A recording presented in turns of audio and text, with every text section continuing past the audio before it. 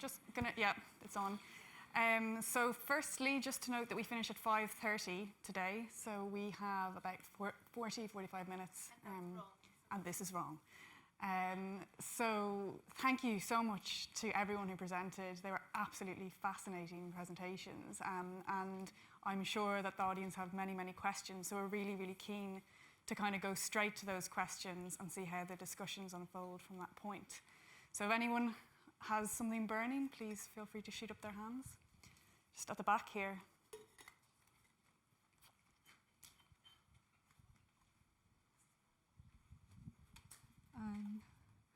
Thank you for all the speakers. It's been a fascinating afternoon, but I would like to just perhaps respond to Rosy's talk.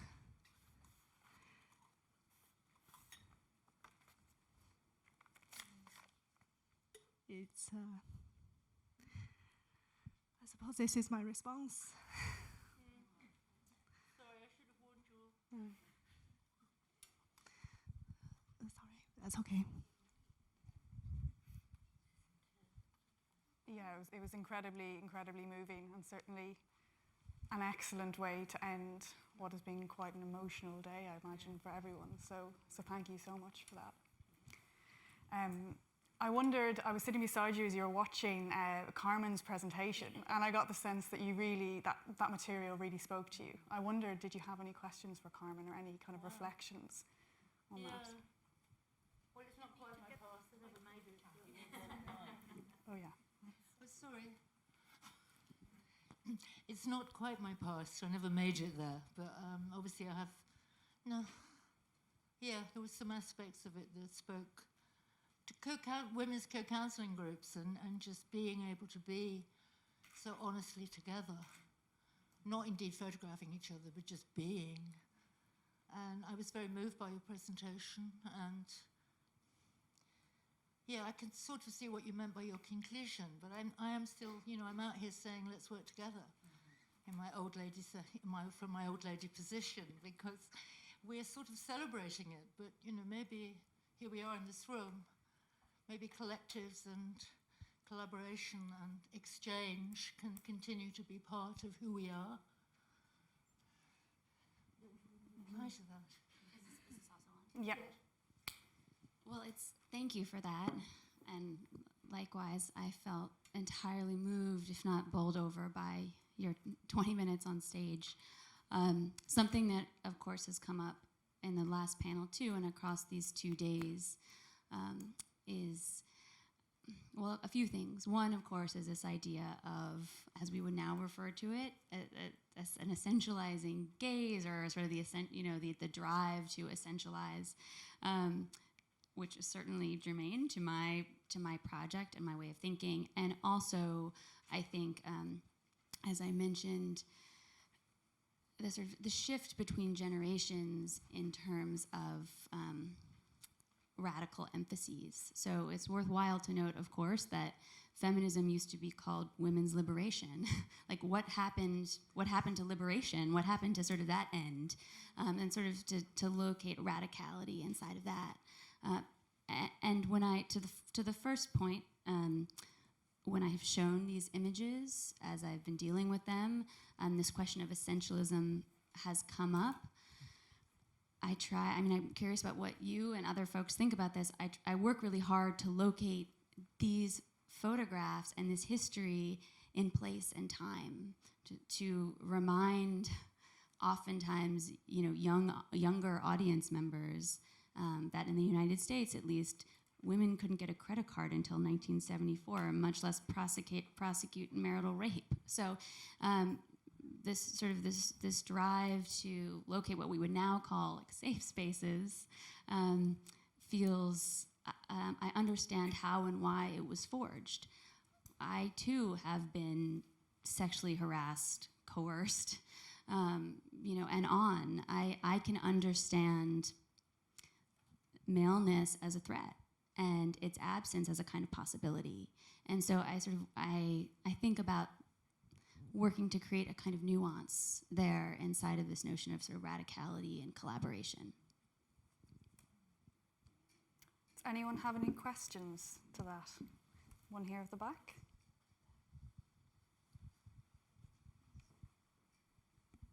Thank you so much.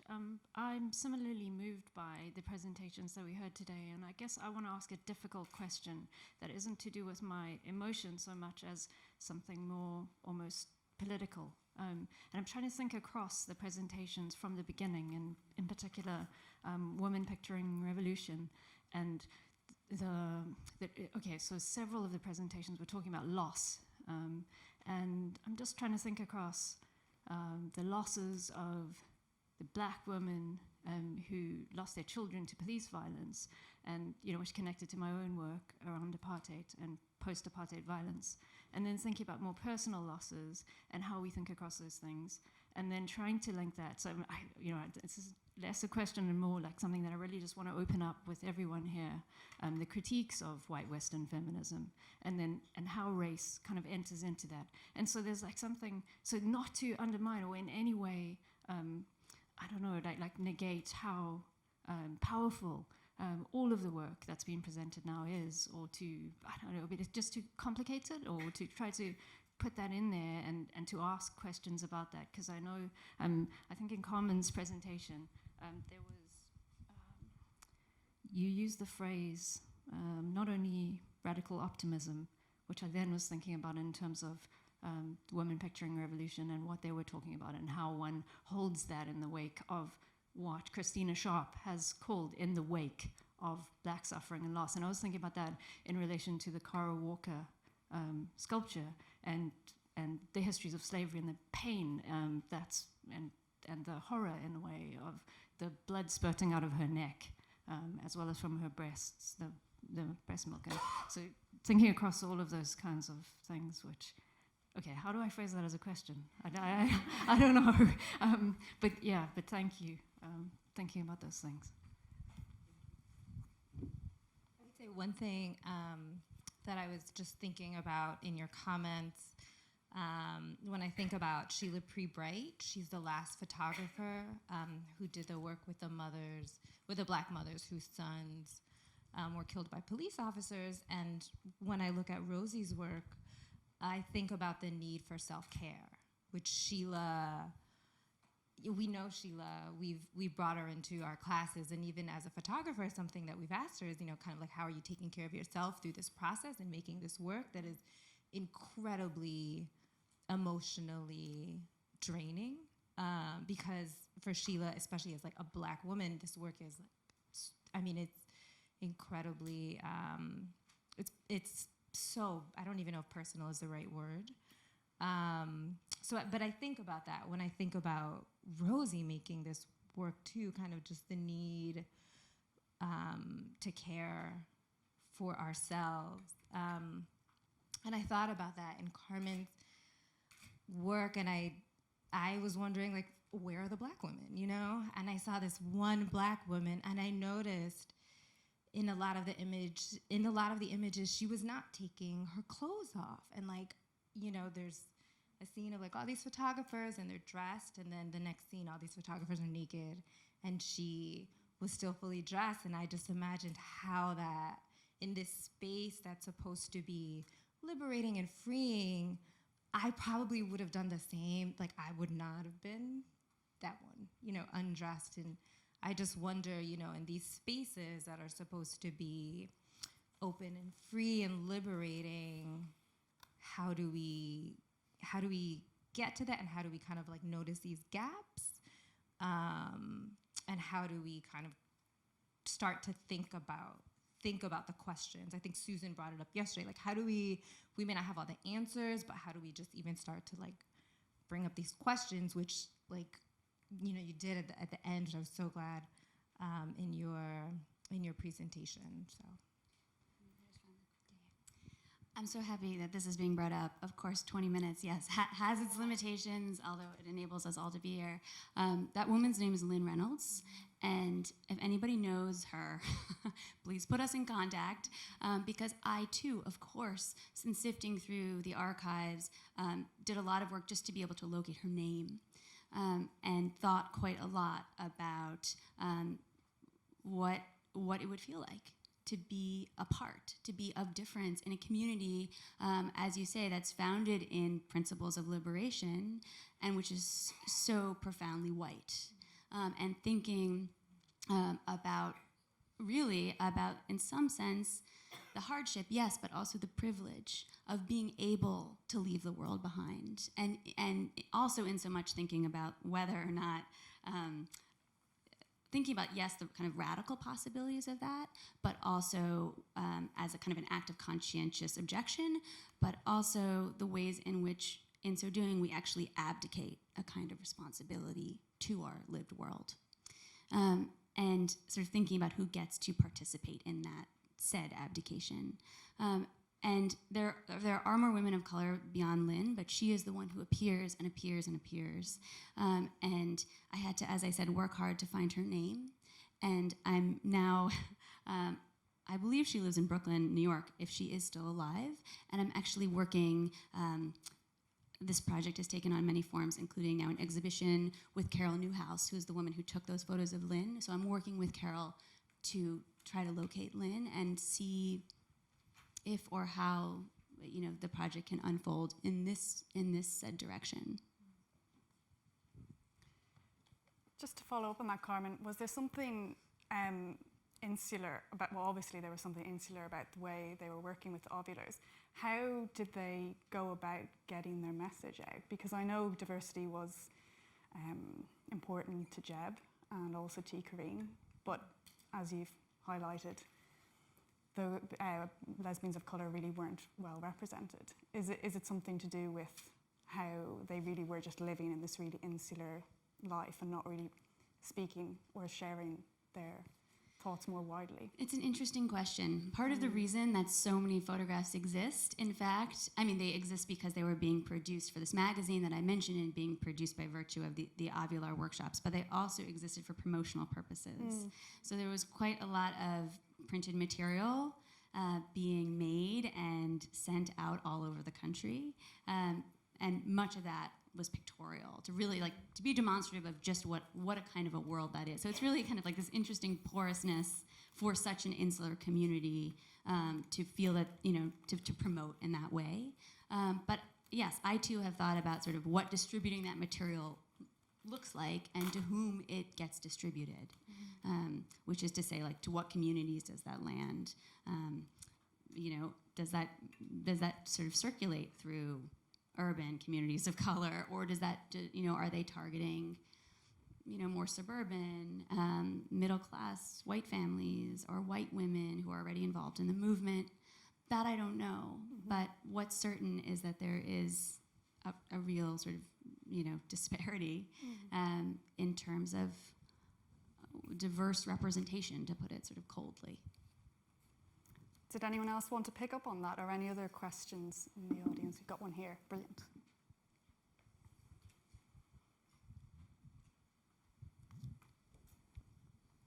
Hi.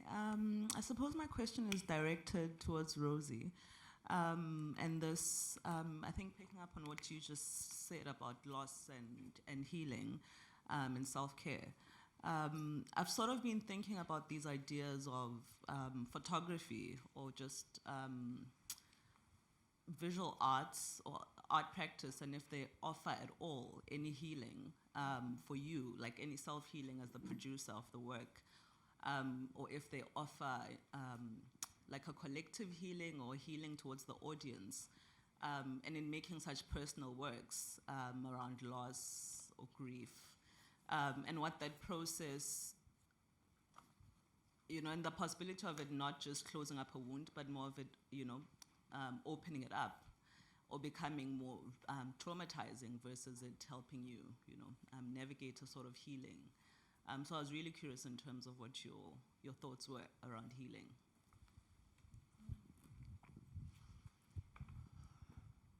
Well, sorry, I need some water actually. The attention is healing, most definitely.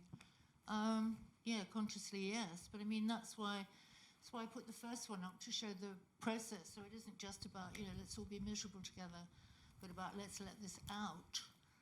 Let's, and particularly say the acts of reparation, quoting Klein, yes, it is an act of reparation. It was very consciously an act of trying to sew it all together to make it better in my parents' house after they'd all died, in the cold and empty place, the theatre of memories, and they weren't there, the ghosts were there. Yes, I needed to, in a way, reimagine them, bring them back to temporary life and forgive them. So most definitely an act of healing. And I hope that by sharing it, it can have that effect, because I think they do touch, particularly the later work. But that was also why I made the angry work about carers, because it's all too easy just to be stuck in that caring role and patted on the head for it, you know, and yeah, who needs a life anyway, and who wants to go travelling? Well, really, I didn't travel for 10 years. So yes, I mean, it is very much, I suppose this interest now in mental health, I do feel this way of working that I've developed has a real value, not merely for those who do the work, which indeed I hope people take it up, but those who see it and share it and are touched by it. Because not everybody can go to a lake above the Arctic Circle, but we can all understand, imagine. Any other questions in the audience? Yes, please. So this question of loss, I think, is really important, and it's beautiful that you pointed that out, this thread. I think for each of the presentations, there's loss, but I often think that I think we're all in this room because we're so in love with photography, which for so many of us is really just capturing what we're afraid is going to go away, or die, or death, or some kind of vulnerability that we're using the camera to.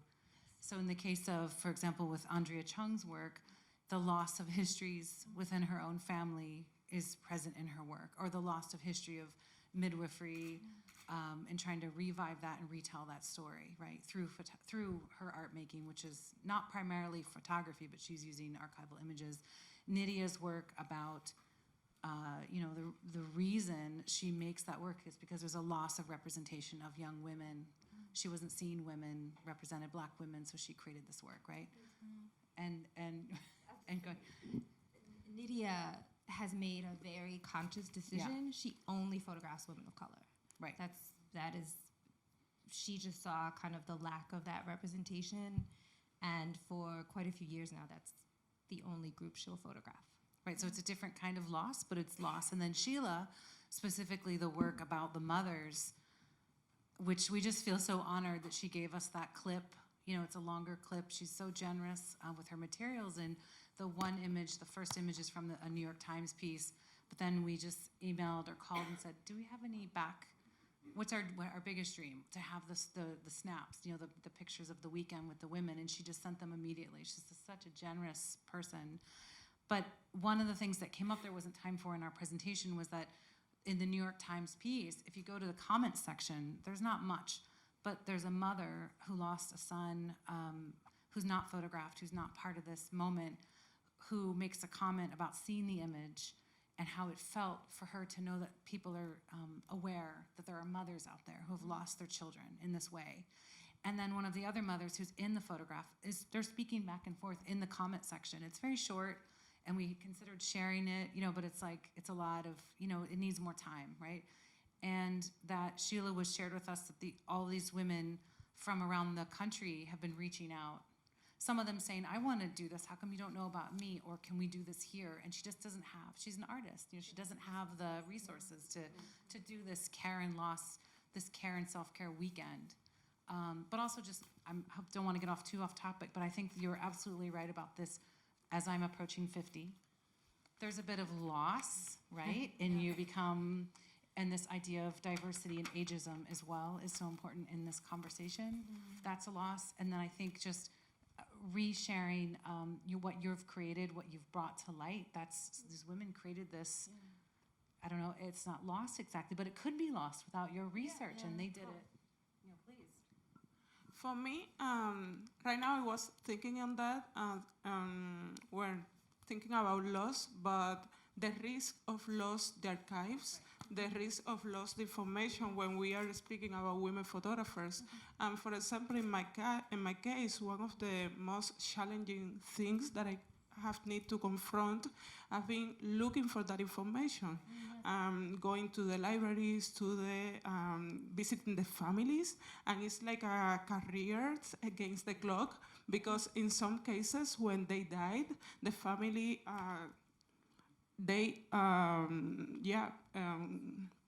oh, I forgot the word right now. They threw away the material. So in that way, that's what I created the archive, Women Photographers International Archive, looking for a space to preserve that work that in some cases the family considered that is not good, because during the time where these artists was alive, there was no attention of the critic, or they didn't exhibit that work. So it's that of the kind of problem that we experience as researchers when we are going to attend the study this kind of work.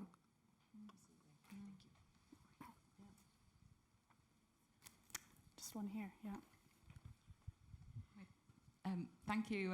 This is a question for Aldeide, and it's amazing work that you've been doing with the archive, and I can't wait to have a look at that website after the conference. I was thinking about kind of the context in which women's photography is allowed to flourish, because we've been hearing from lots of different international perspectives about these kind of pockets of activity, or these spaces and places where women's communities develop. So Ileana was talking a bit about Nicaragua earlier, and then the Nordic collective and how women's photography flourished then. And I wondered if you could say something about what happened in terms of women's photography in Cuba after the revolution. So you mentioned that many of the middle-class women who were members of the club went to Miami. What happened under a communist government, and did women's photography change? Were they more active in photography? Or I was kind of interested in like what the political context did in terms of the women's photography. Yes, that's one of the principal things of the project, because when I started the research that is from 19th century to the present, it's a very broad time frame. And I founded these women in the Club Photographic of Cuba, that is the most important institution during the Republic. I couldn't find reference of their work after the revolution, after 1959. So what happened with these women? In one hand, I needed to look for that information in Miami, seeing what they did after that they emigrated, and in the other case, studying what happened in Cuba exactly.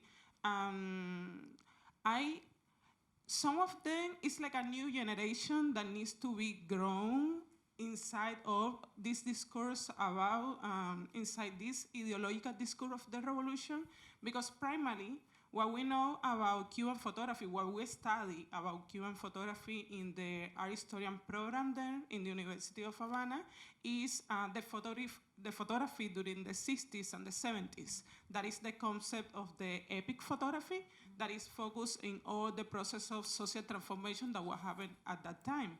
And basically, it's all male photographers. So I asked myself, where are the women in this during this period? And I couldn't find anyone until the 70s, the end of the 70s, and they come from other fields like journalism and the cinematography, and they were interested to attend to other topics that were, for example, more related with the personal space, like their home, or transformation that in the big photography, this photography with capital letters was not considering at that time. So there is not until the ends of the 70s that there is a new generation of women that started to be interested to support the process of the revolution, and in that way document that what was happening at this time. Any other questions? Just one here, and then after here.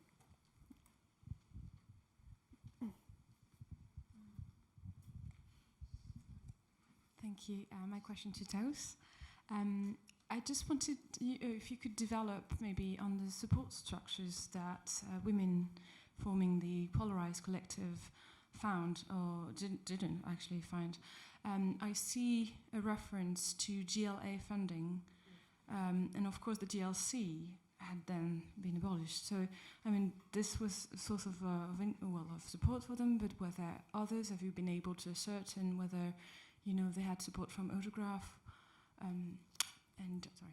And also if you've been able to talk to some of the women involved in this. Thank you. Thanks for the question. Well, Autograph was not created yet, so could not do anything about it. And I mean, Joy is in the room, so she might be able to add to what I'm going to say. But obviously the GLC just stopped, and so there was other different structures that were able to help them out. I had very, very long interviews with Molly, who was involved with getting the funding together, and she explained that they mainly turned to their jobs. So Molly was then working at the Cockpit Gallery, so they provided a little bit of money and space for them to work, and so different editors and they turned to their jobs, so to where they were working, and their people that were funding them in other ways. So they just put together bits and pieces, and that were able to do the first issue, hoping to make it a regular publication. And because of the amount of work it needed, and because of the amount of money it needed, they could not do a second issue. And also maybe different goals within the group. Different photographers wanted to do different things. But maybe, Joy, you want to add something to that? I don't know. I think it's a completely different climate to now. Yeah, now, yeah. A lot of handmade stuff and a lot of favours. And I suppose one of the biggest favours was like the printing and editorial support from 10/8. So it was like turning to colleagues within the field. And also lots of, well, not lots, so I mean, like it was London-based mainly. And we were all working in jobs in like different, well, not institutions, like little collectives. So I was at North Paddington and Maxine was at North Paddington Community Darkroom. So we were able to use bits, resources, but it was all for free, really. People worked, you just did it because you believed in it. So. We had a question just at the front.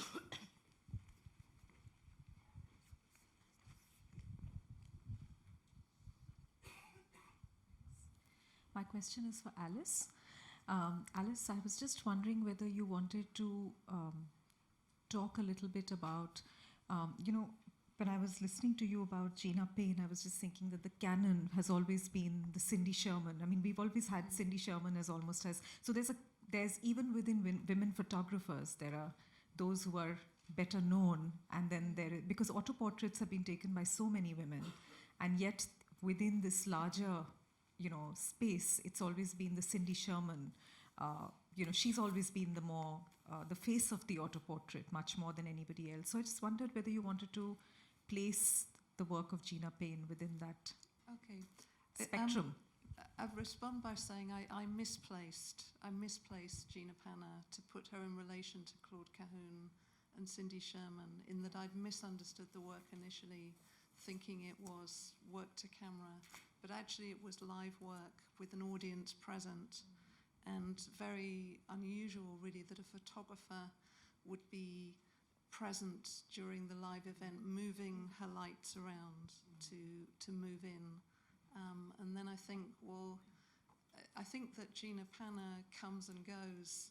At certain moments she's very present, and then she's neglected for a long time, and then and I think she's for sure sidelined because there's an unease about the gesture of cutting, and she's very much framed in that way, although the work actually was much richer and more far-reaching than purely these gestures, which were into her body.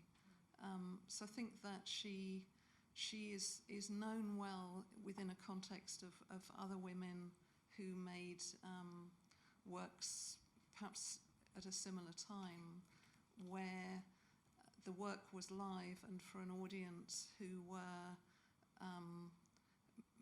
maybe open to a situation where they rethought their own visceral response, their own sense of what Gina Panna would say, we become anaesthetized to, for example, we can watch the news and we can see terrible things happening day on day in many different countries, so much so that we no longer feel anything. And that would be her reason for doing the work, would be to set up a situation that's sort of a heightened sense that a collected group of people may experience something that they reawaken themselves to more to what's going on.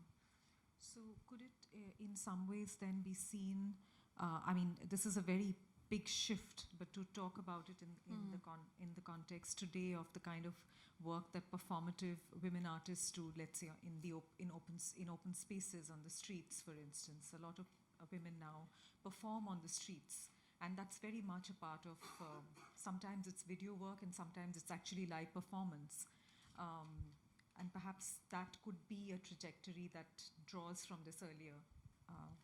I think, I mean, there were certainly women also working at the time of Gina Panna making extraordinary works also on the street. Of people like Adrian Piper making work where she travels on the subway with a white flannel hanging out of her mouth.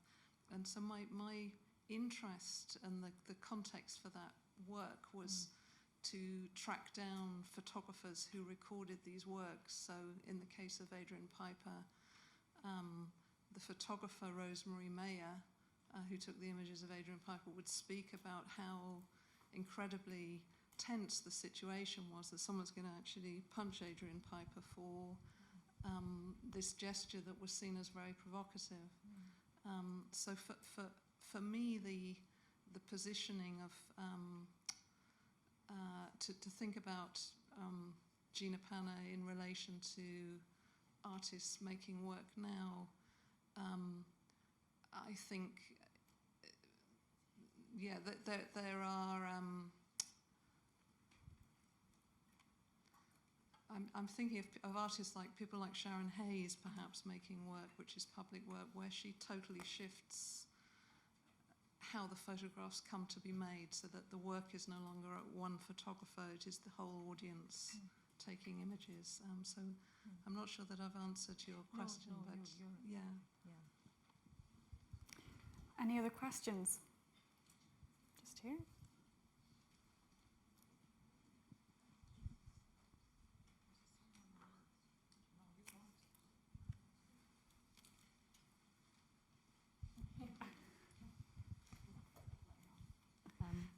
Thank you for your presentations. And my question is to Aldeide.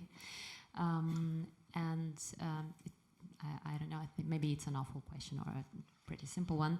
But I would like to ask why, with all of the context of gender equality in Cuba, which I can really relate to, as so it's the same sort of gender equality in the Soviet Union, I think, at that time, which was not equality, but it concealed just putting more weight onto women's shoulders instead of sharing it.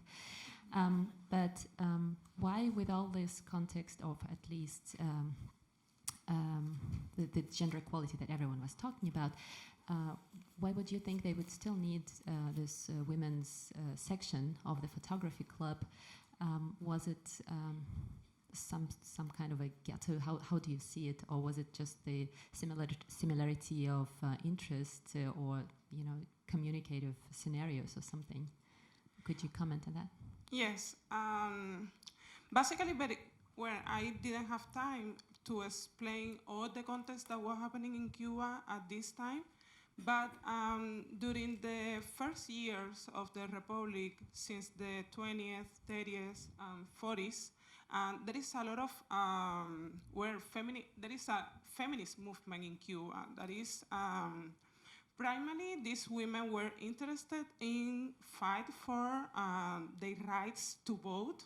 And that's, for example, what I explained about the Constitution of 1940, that was the constitution that allowed them to freely work without the authorization of their husband. And there is, for example, there are other organizations that, like the Lyceum and Lowe's Tennis Club, that is the most important institution, cultural institution of the period, and it's a run by women institution. And this Sociedad Pro Arte Musical that I also mentioned, that is focused on dance and music, and it's run by women too. So there is a lot of organization of these women working together and thinking about, because where the other part is that fighting or gaining, working for the rights of the women started to be perceived like a sign of progress.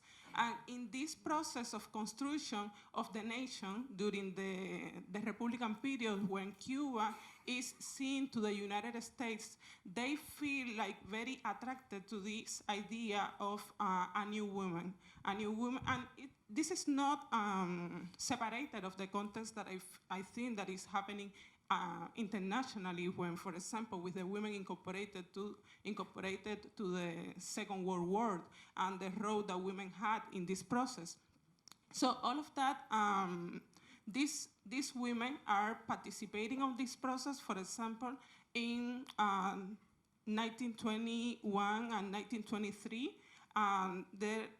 they celebrated the first and second National Congress of Women, when they were presenting different demands regarding the Patria Potestas law, to have the right of the children, or the divorce law, that are some of the regulations that they were conquering during this period. So there is a lot of proclaims during that process. For example, there is a president during this period that the name was Gerardo Machado, and he even attended to these meetings of women, because it was important to consider what they were speaking, what they were reclaiming, as a way to gain votes for their political campaign. So there is a discussion about women in this context. For that reason, when thinking in the process right now, when we don't have a study about feminism or gender in Cuba, and how after 1959 the ideological discourse focused the idea that there were no feminist organization before of the revolution, how they erased this history, is because this is the process in where we are right now, of reconstructing, bringing to light this history that we had and that was totally ignored by the discourse after the 1959. That evidently there were women that were working, and they were reclaiming a space outside their homes, and there is no, just related with that discourse of the revolution, that where they allowed women to incorporate, to work and have a more freedom and other opportunities. So we have a bigger story that is more like that. Any other questions? At the very back. And then we'll have just one more after this one, I think. Hi, it's a question for everyone, but it comes out of the beginning of Alice's talk, where she spoke about misunderstanding the Gina Pane image. I think I'm interested in photography because it's so easy to misunderstand. Photographs have a way of covering their own tracks, that they're enigmatic fragments, and you couldn't possibly know from, as Alice pointed out, from looking at that first Gina Pane image, what the circumstance was under which it was made. But that might be its generative moment. That might be its utopia. And I kind of felt the same about the images Carmen was showing. Now, it tends to mean that research into photography is a kind of dealing with the anxieties produced by not knowing. And that it often takes the form of a detective work, of a kind of banishing of the enigma that got you interested in the first place. But maybe, I mean, I'm a researcher myself, but I face this all the time. What are we trying to do when we research? Are we trying to do away with the enigma that attracted us in the first place? And are we then speaking on behalf of mute, still images that couldn't possibly articulate what it is we think we want to know about them? I kind of like, we can't unring a bell, but I kind of like not knowing about that Ginapane image as much as I enjoyed Alice's presentation. I kind of like how easy the archive that Carmen showed is to misinterpret, as much as I liked her account of it. So it's a kind of open question about the nature of research and explaining. Maybe I'll respond, since you mentioned the Ginapane at the beginning. I feel that the images come and go, and one sees them in many different contexts, and that each context changes a little bit how one might read it. And in the case of her photographs, I think the thing that seems really intriguing to me is that she did so much to close down a disruption of how the work might be seen as it disseminates, i.e. she took care that the images might only be seen in these grids, a little bit like a storyboard, so that seeing the one image on the front of the magazine, which is the one I got intrigued by, I'm aware she wrote a statement on photography saying one should never trust single images, one should always look at the sequence, and that they shouldn't be seen in that way.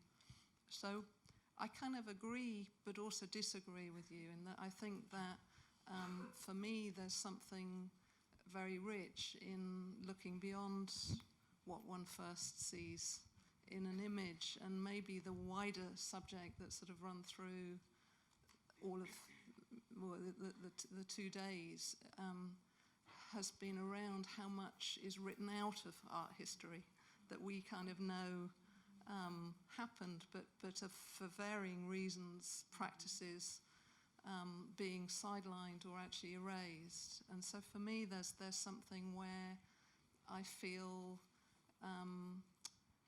there's something important to do in finding out and reinstating and putting into circulation images and research. Just because I have the mic, I'll also add to that conversation. If, as researchers, we are comfortable with not knowing, we then are comfortable with missing out big names and often female photographers or researchers or writers or people that are involved with making something in a way. And if we are comfortable with not knowing, then all those names, and for the past 2 days we've been unveiling loads of names that we don't know about, we just then don't do them, we forget about them, and we perpetuate this idea of like, oh, we don't know about them, so we're not going to write about them.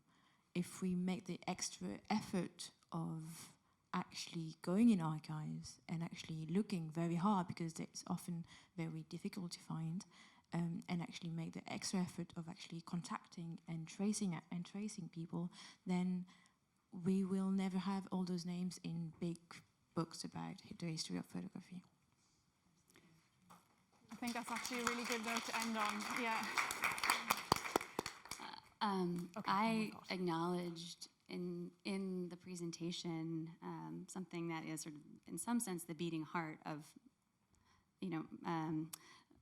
of the project, or my relationship with the project, which is my utter romanticism and the kind of fantasy intact in the pictures for me, because as I said too, I can very much locate my impulse as the space between us, the space between our lives and the way that our lives are shaped and sort of otherwise validated. And so certainly for me, that becomes like an ever-widening chasm as I've entered into this work. It's not to say that I don't feel hopeful, and I described the photographs as a series of discrete instructions and instructions for a kind of future or counter-future planning. But I am certainly made to deeply feel the distance between our lives and the sense that what they are doing, have done, is foreclosed to me, that no longer feels possible. And that has been a really difficult and painful thing to reckon with. I would add, too, that part of the reason I made note of the discrete, it's sort of like a game, but the discrete archives sort of coming together for these overlapping moments. In this sense, the photographs arrive somewhere else, like lead me to somewhere else, which is to actually to do the work of imagining, to be able to trace through them, which, as I said, which bodies were in the room together, and you know, what they, or through the schedules even, what they were teaching, how they were animating each other. And for me, that is the end of the work to which I will never arrive, but I will sort of persistently imagine. We're at time now, unfortunately, but if anyone has questions, please hang on to them for tomorrow, because we'll be back at 10:30. And please also fill out the forms at the back of the programme, the response forms. And thank you all so much for the presentations and for your responses.